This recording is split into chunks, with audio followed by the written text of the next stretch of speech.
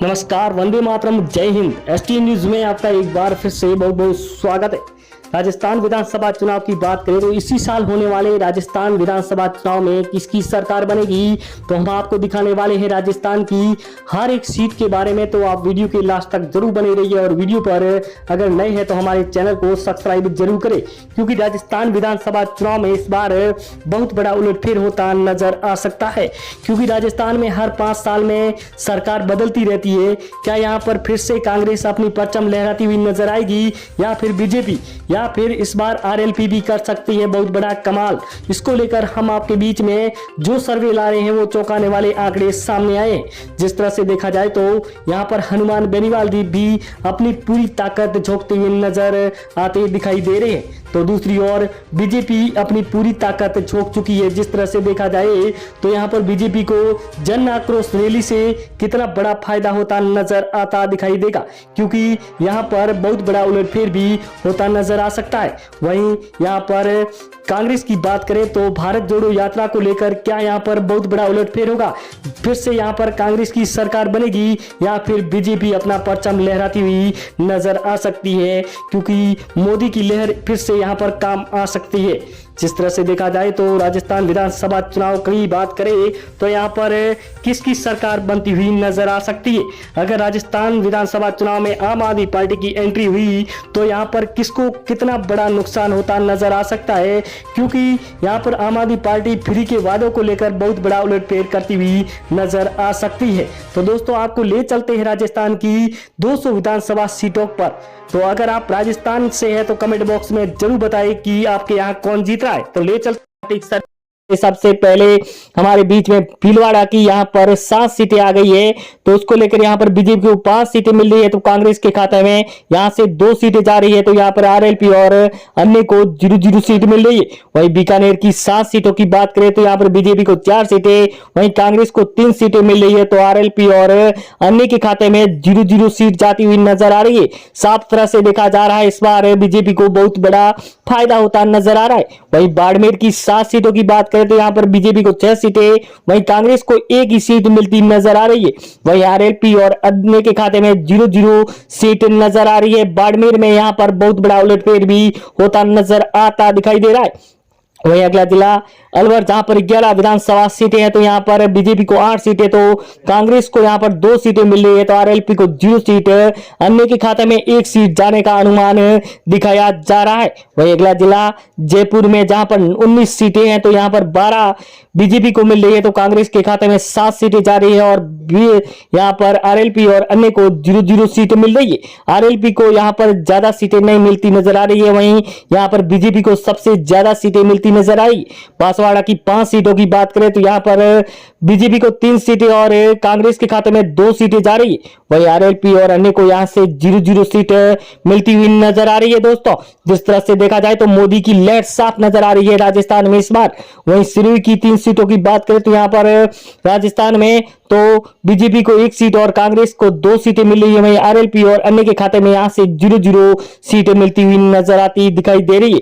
वहीं अगला जिला हम आपके बीच में लेकर आ रहे हैं नागौर, जहां पर 10 सीटें हैं, तो यहां पर बीजेपी को 5 सीटें, वहीं यहां पर कांग्रेस को 2 सीटें और आरएलपी के खाते में 2 सीटें जा रही है, क्योंकि जिस तरह से आरएलपी का यहां पर गढ़ माना जाता है, इसीलिए यहां पर आरएलपी को यहां से सीटें ज्यादा मिलने का अनुमान भी दिखाया गया है।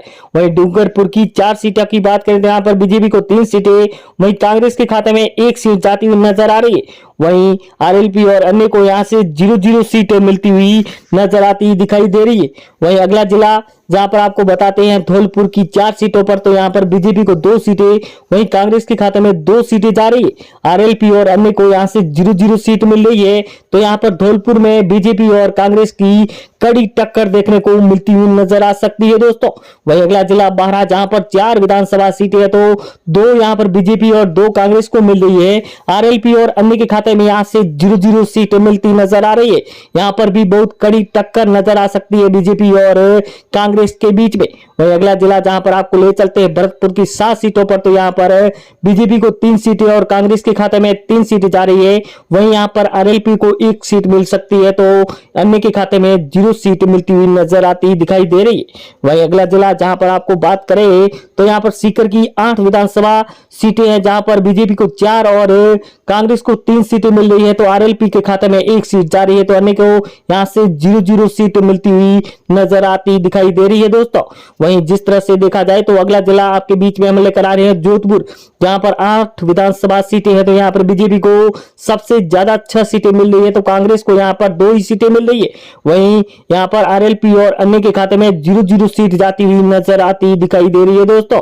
वहीं अगला जिला जहां पर सवाई माधोपुर की 4 विधानसभा सीटों की बात करें तो यहाँ पर बीजेपी को 2 सीटें मिल रही हैं, वहीं यहां पर कांग्रेस के खाते में 2 ही सीटें जाती हुई नजर आ रही। आरएलपी और अन्य का यहां से खाता भी नहीं खुलता हुआ नजर आ रहा है सवाई माधोपुर से। वहीं अगला जिला जहां पर बात करें कोटा की 6 विधानसभा सीटों की, तो यहां पर बीजेपी को 4 सीटें मिल रही है, तो कांग्रेस के खाते में 2 ही सीटें जा रही है। वहीं आरएलपी और अन्य को 0-0 सीट मिलती हुई नजर आती दिखाई दे रही है। वहीं कोटा में इस बार कांग्रेस को बहुत ही कड़ा नुकसान होता नजर आ रहा है। झालावाड़ की 4 सीटों की बात करें तो यहाँ पर बीजेपी को 2 सीटें मिल रही है, वहीं कांग्रेस को 2 सीटें और अन्य के खाते में यहाँ से 0 सीट जा रही है। कांग्रेस और बीजेपी की साफ टक्कर नजर आती दिखाई दे रही है झालावाड़ा, जहां पर वसुंधरा का गढ़ माना जाता है। वहीं चित्तौड़गढ़ की 5 सीटों की बात करें तो यहाँ पर बीजेपी को 3 सीटें, वहीं कांग्रेस को 2 सीटें मिल रही है, तो यहाँ पर आरएलपी और अन्य का सुपड़ा साफ होता नजर आ रहा है चित्तौड़गढ़ से। चित्तौड़गढ़ में यहाँ पर बीजेपी की यहाँ पर साफ नजर जीत आती दिखाई दे रही है। वहीं प्रतापगढ़ की 2 सीटों की बात करें तो यहाँ पर एक बीजेपी और एक कांग्रेस के खाते में जाती हुई नजर आ रही है, तो आरएलपी और अन्य को यहाँ से 0-0 सीटें मिलती हुई नजर आती दिखाई दे रही है। प्रतापगढ़ में यहाँ पर बहुत बड़ा उलटफेर भी होता नजर आ सकता है इस बार। वहीं उदयपुर की 8 विधानसभा सीटों की बात करें तो 5 बीजेपी को मिल रही है, वहीं यहाँ पर कांग्रेस को 3 सीटें और आरएलपी और अन्य के खाते में यहाँ से 0-0 सीट जाती हुई नजर आती दिखाई दे रही है दोस्तों। क्योंकि जिस तरह से देखा जाए तो उदयपुर में बीजेपी का गढ़ माना जाता है। वहीं जालोर की 5 विधानसभा सीटों की बात करें तो यहाँ पर बीजेपी को 3 सीटें, वहीं कांग्रेस को 2 सीटें मिल रही है, आरएलपी और अन्य के खाते में यहाँ से 0-0 सीट मिलती हुई नजर आ रही है। यहाँ पर भी बीजेपी को सबसे ज्यादा बहुमत मिलता नजर आता दिखाई दे रहा है। वहीं जैसलमेर की 2 सीटों की बात करें तो यहाँ पर एक बीजेपी और एक कांग्रेस के खाते में जाती हुई नजर आ रही है। जैसलमेर में 2 जिले हैं जहां पर 2 विधानसभा सीटों की बहुत बड़ा उलटफेर यहाँ पर सामने नजर आ रहा है। जिस तरह से देखा जाए तो यहाँ पर अगली यहाँ पर सीट आ गई है गंगानगर की 6 विधानसभा सीटें हैं, तो यहाँ पर बीजेपी को 3 सीटें, वहीं कांग्रेस के खाते में यहाँ पर 3 सीटें जा रही है। वहीं आरएलपी और अन्य को यहाँ से 0-0 सीट मिलती हुई नजर आती दिखाई दे रही है दोस्तों। वहीं अगला जिला जहां पर हम आपको ले चलते हैं राजसमंद, जहां पर 4 विधानसभा सीटें है, तो 2 बीजेपी और 2 कांग्रेस के खाते में जाती हुई नजर आ रही है। वहीं आरएलपी और अन्य को यहां से 0-0 सीट मिलती हुई नजर आ रही है। यहां पर राजसमंद में बीजेपी और कांग्रेस की बहुत कड़ी टक्कर दिखाई दे रही है दोस्तों।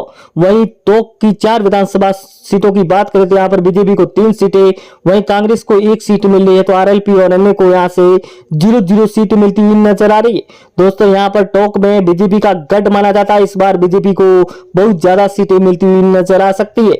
वहीं दौसा की 5 विधानसभा सीटों की बात करें तो यहाँ पर बीजेपी को 3 सीटें, वहीं कांग्रेस को 2 सीटें मिल रही है। आरएलपी और अन्य का यहाँ से खाता भी नहीं खुलता हुआ नजर आ रहा है। यहाँ पर भी दौसा में बहुत बड़ा उलटफेर होता भी नजर आता दिखाई दे रहा है।